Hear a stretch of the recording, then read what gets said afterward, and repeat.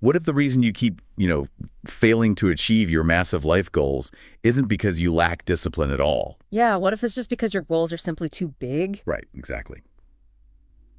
Welcome to today's deep dive. Our mission today is to tackle a universal struggle that you listening right now have absolutely felt before. I mean, you have these grand ambitions, right? Oh, absolutely. Like you want better health, or you want to build wealth, or maybe you want to master a completely new language. Yeah, but the moment you actually sit down to start, you are just hit with this paralyzing, suffocating feeling of overwhelm. The sheer volume of work required to cross the finish line just completely freezes you. It's a total system shutdown, and we are going to deconstruct how to break out of that paralysis today using a really practical narrative from the Easy English podcast. Right. The source material is a piece titled Small Goals That Can Change Your Life. And I love this one because it serves as a perfect behavioral case study. It really does. It strips away all the intimidating, highly technical productivity jargon we usually see. It grounds the psychology of habit formation in a very relatable narrative. So we follow a guy named Noah. Let me paint the picture of where Noah is at mentally, because I think it's highly familiar. Noah is not lazy. Not at all. No, he's deeply ambitious. He has this vision for his future where he speaks fluent English, he is in great physical shape, he has a robust savings account, and he, walks through the world with supreme confidence. But the gap between that vision and his current reality is causing a total system failure. Every night, he lies awake thinking about these massive goals. And the mountain just looks way too high. So he defaults to the classic delay tactics. He tells himself, I'll start next week when things calm down at work, or I'll start when I have more uninterrupted time. Those delay tactics are a fascinating psychological defense mechanism. We tell ourselves we're just waiting for the optimal conditions. Right, the perfect time. Exactly. But from a behavioral standpoint, the perfect time is an illusion the brain creates to protect itself from immediate exertion. So weeks turn into months, months turn into years, and Noah remains completely stagnant. He is trapped at the base of the mountain, just staring at the peak, totally immobilized by the distance between the 2 points. And, if you are listening to this, you have been Noah. I have absolutely been Noah. Oh, we all have. So the fundamental question becomes, how do we break out of this loop of waiting for the cinematic movie montage where we suddenly have limitless motivation? Well, the source material answers this by detailing a seemingly mundane afternoon. Noah is sitting in a local park feeling completely defeated by his own lack of progress. And he happens to run into his older neighbor, Mr. Carter. Now, the narrative positions Mr. Carter as this calm, grounded presence, someone who operates at a totally different frequency than Noah's frantic, anxious ambition. Yeah, and Noah just unloads on him. He vents about all of these massive life changes he wants to make and how impossible it all feels. Mr. Carter listens and then drops this incredibly disruptive question. He looks at Noah and asks, "Can you change your entire life today?" Which is brilliant. It is. Noah actually laughs out loud. He says, "Of course not. That's impossible." And Mr. Carter simply replies, "Then don't try." Then don't try. It forces an immediate cognitive reset. Noah's entire problem is that he is trying to execute a 10-year transformation on a Tuesday afternoon. Okay, let's unpack this because society constantly beats the drum of the exact opposite philosophy, right? Absolutely. We are told to dream big, 10x your life, take massive action. We are culturally conditioned to believe that ordinary actions yield ordinary results, and therefore only superhuman massive actions yield extraordinary results. But Mr. Carter is laying out a philosophy that success is actually built from ridiculously small, almost imperceptible actions. He tells Noah to focus on one small goal. Read one single page, walk for just 10 minutes, learn one new word, save $1, drink one extra glass of water. Just what? Right, and from a societal standpoint, aiming to drink one extra glass of water sounds like settling. We are told to chip away at our mountains with dynamite, and Mr. Carter is basically handing Noah a teaspoon. What's fascinating here is the underlying evolutionary biology of why the teaspoon method actually works, and why the massive action approach practically guarantees failure for someone in Noah's position. Right, because when a goal seems too large, it doesn't just make us nervous. No, it triggers an actual threat response in the brain. The amygdala, which processes fear and threat detection, literally cannot distinguish between the stress of a looming, impossibly large cognitive task and a physical predator in the wild. Wait, so the brain treats learning a language like a tiger chasing you? Exactly. The sheer scale of learning an entire language creates intense cognitive friction. The brain calculates the massive energy expenditure required, views it as a threat to your biological reserves, and literally shuts down your executive function to conserve calories. Wow. So that paralysis Noah feels isn't a lack of willpower. It's a biological lockdown. Yeah, by dreaming too big, you are accidentally terrorizing your own nervous system into doing nothing. The big goal is the threat. That is wild. So Mr. Carter's advice to make the goal ridiculously small is like a psychological Trojan horse. Precisely. When Noah laughs and says those goals seem too small, Mr. Carter reveals the core mechanism of the framework. He says, small goals are easy to start and easy things get done. Because when you tell yourself you only have to read one single page of a book, the amygdala doesn't sound the alarm. Right, the brain says 1 page. That requires almost 0 caloric energy. We can do that. You completely bypass the cognitive friction of starting. Okay, I love this. Instead of using the old metaphor of laying bricks to build a house, let's think about this neurologically. It's like standing at the edge of a dense, overgrown jungle. Your massive goal is on the other side. And taking massive action means trying to hack a paved highway straight through the thickest part of the jungle in one afternoon. Yes. You swing the machete twice, you get exhausted, and you quit. But reading 1 page or learning 1 word is just walking into the jungle and bending a single blade of grass. It feels like you did nothing. Exactly. But if you walk that exact same path the next day and bend 1 more blade of grass, eventually you pack down a dirt trail. And biologically, that dirt trail is a new neural pathway. The brain defaults to the paved highway of your old lazy habits because it saves energy. Right. Bending the grass doesn't trigger the calorie-saving alarms. You are creating the infrastructure for a new habit without the brain even noticing it's doing work. So if taking this biological hack and applying it to a seemingly impossible intellectual task is the goal, let's look at exactly how Noah actually did this. Yeah, let's look at the blueprint. The source material gives us his highly specific blueprint for mastering the English language. Yeah. That evening, Noah decides to test the teaspoon theory. Instead of scheduling a grueling 3-hour study session that he inevitably would have procrastinated on, he picks up a book. And the text notes he chose, Short Stories in English for Beginners. Teach yourself. He commits to reading 1 page. Just 1 page. Because he only has to read 1 page, there is no dread. He reads it, finds it simple to understand, and actually enjoys the narrative. Because it wasn't an agonizing chore, the behavioral friction for the next day is entirely gone. He reads another page the next day, then another. And there is a very specific reason the source highlights that he started with short stories. He didn't start by reading a dense grammar textbook. Right. The brain encodes narrative information vastly better than it encodes isolated data. When you read a story, you are learning vocabulary and context. The brain attaches the new English word to the emotional weight of the story, making it much easier to recall. It is contextual learning versus rote memorization. And a few weeks later, seamlessly following this dirt trail he's packing down, he upgrades the habit. He moves to a slightly more advanced book. Yeah, learn English through stories. 16 stories to improve your English grammar and English vocabulary.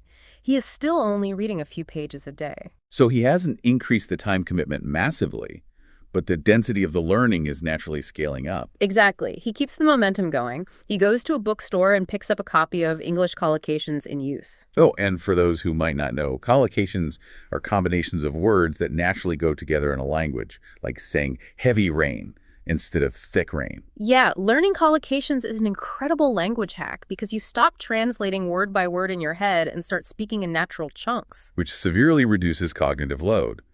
But he doesn't try to memorize 100 collocations in a weekend. He learns exactly 1 day. Just one. He also buys English vocabulary in use.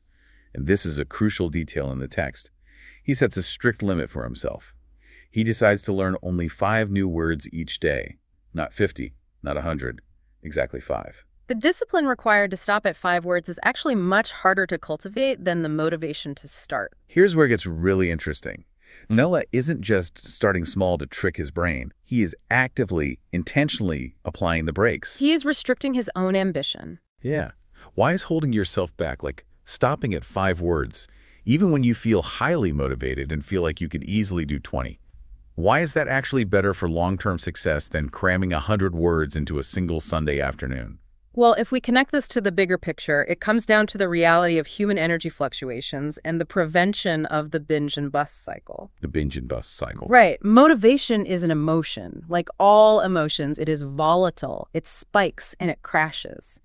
If Noah leverages a massive spike in motivation on a Sunday to memorize 100 words, he is going to incur a massive amount of cognitive fatigue. Because the brain uses a huge amount of glucose Mm-hmm. when it's learning something new. He is literally draining the tank. Precisely. By Wednesday, when his motivation has naturally faded, the thought of opening that vocabulary book will feel physically exhausting because his brain now associates the book with total energy depletion. The threat response returns. Yes. But by artificially restricting himself to just 5 words or 1 collocation or 1 page, he intentionally leaves fuel in the tank. He never allows his brain to associate the learning process with exhaustion or pain. He only associates it with a quick, easy victory. He is basically hacking his own dopamine system. Exactly. Every time he hits his tiny goal of 5 words, he gets a little hit of dopamine, which makes him want to do it again the next day. And that steady, relentless progress completely prevents burnout. Which brings us to the compound effect. None of these tiny changes matter in isolation. But repeated daily, they compound geometrically. 1 page eventually becomes a completed chapter. That chapter becomes a finished book. 5 words a day becomes nearly 2,000 words a year. And doing this doesn't just change the skill level, it fundamentally changes the person. The source material illustrates how this singular focus on micro goals begins to bleed into entirely different domains of Noah's life. Right. Noah starts going for short morning walks. And while he's walking, he layers his habits. He listens to an audio program called Effortless English, Learn to Speak English Like a Native. He is stacking the physical health goal with the linguistic goal. But the detail the text really wants us to pay attention to are the specific phrases he begins repeating to himself while he is walking. The mantras. The text explicitly lists them. He tells himself, I can improve every day. Small steps matter. I am becoming more confident. I am becoming more confident. So what does this all mean? We are moving past just learning vocabulary. We are talking about a total identity shift. Yeah, there is a concept in behavioral psychology called identity-based habits. The idea is that true behavior change is identity change. Right, because if you just tell yourself, I am a confident person who speaks English, but you have no proof, your brain rejects it as a delusion. But every time Noah reads his 1 page or walks his 10 minutes, he is casting a vote for his new identity. He's providing his brain with undeniable physical evidence that he is a person who improves daily. This is like laying bricks. At first, it's just a pile of bricks. But eventually, without even realizing the exact moment it happened, you've built a house you actually live in. This raises an important question about how we fundamentally misunderstand the chronological relationship between motivation and action. How so? Well, we operate under the assumption that we need to feel motivated in order to take action. We sit around waiting for the inspiration to strike. But the causal chain revealed in Noah's story proves the exact opposite is true in human psychology. Action precedes motivation. Taking the step is what generates the desire to take the next step. Yes. The sequence is absolute. Small, non-threatening goals bypass the amygdala and become daily habits. And those daily habits compound over time and create visible, undeniable progress. Exactly. That tangible progress provides the psychological evidence required to generate genuine confidence. And that newfound confidence alters your core identity, which is what actually changes your life. Which leads us to the climax of the narrative. Months later, Noah finds himself sitting in the exact same park where this whole experiment started. Sitting on the same bench. Yeah, but he is a fundamentally different biological and psychological organism. He is physically healthier, his English comprehension has skyrocketed, he has systematically saved money, and above all, he possesses a quiet, undeniable pride. He isn't anxious about the future anymore. No, he's not. And Mr. Carter happens to walk by again. He sees the physical change in Noah. He smiles and asks him a very deliberate question. He says, how are your goals? And Noah's response is the absolute bedrock of this entire deep dive. He looks at Mr. Carter and says, they're no longer goals, they're habits. Wow, they're habits. It is the ultimate realization that the mountain has been conquered not by an explosive leap, but by the relentless packing down of that dirt trail. Waiting for a sudden burst of motivation or waiting for the perfect time to start your massive life overhaul is a complete neurological trap. The perfect time does not exist. It really doesn't. The cinematic movie montage where everything just clicks into place does not exist. There is only right now and the smallest possible action you can take to bend that first blade of grass. We must internalize that these small actions will feel entirely insignificant in the moment. Reading one page of a beginner's English book will not make you fluent by tomorrow morning. Saving $1 today will not make you wealthy by next week. Exactly. Like, The brain will try to tell you that because the result isn't immediate, the action is worthless. But the source material proves that when repeated every single day, the compound interest of those micro actions is the only reliable vehicle for total transformation. we've seen exactly how this framework rewired Noah's brain. We've explored the underlying neuroscience of the threat response and why intentional restraint prevents the binge and bust cycle. But now it is time to turn the spotlight directly back onto you, the listener. It's time to take Mr. Carter's advice out of the hypothetical park and inject it directly into your own life. The easy English text leaves us with a highly actionable directive. Stop waiting for the massive opportunity or the surge of superhuman discipline. Real change starts with an action so small, your brain doesn't even register it as effort. One sentence, one healthy choice, one short walk. So I am challenging you right now, using the exact question posed by the text. What is one small goal you can start right now? I want you to really visualize that thing you've been putting off because the mountain just looks too steep. Shrink it down. Shrink it until it feels absolutely ridiculous not to do it. But remember the strict, non-negotiable parameters we just discussed. Not tomorrow. Not next week when things calm down. Today. Make it simple, make it completely frictionless, and above all else, stay relentlessly consistent. Because as the neuroscience and Noah's narrative have showed us, ridiculously small goals have the unparalleled power to sneak past our defenses and create extraordinary results. The source material brilliantly proves that if we reduce our grandest ambitions to ridiculous micro-habits, they eventually just become part of who we are. Which is a beautiful thing. It is, but that leaves us with a fascinating paradox to mull over. Once your ultimate goals successfully dissolve into thoughtless daily routines, well, what happens next? Do you keep finding new mountains to chip away at with your teaspoon, or is the ultimate achievement simply learning to find peace in the rhythm of the scooping? Think about it. Thank you for joining us on this deep dive. Keep taking those small steps forward, and we'll see you next time.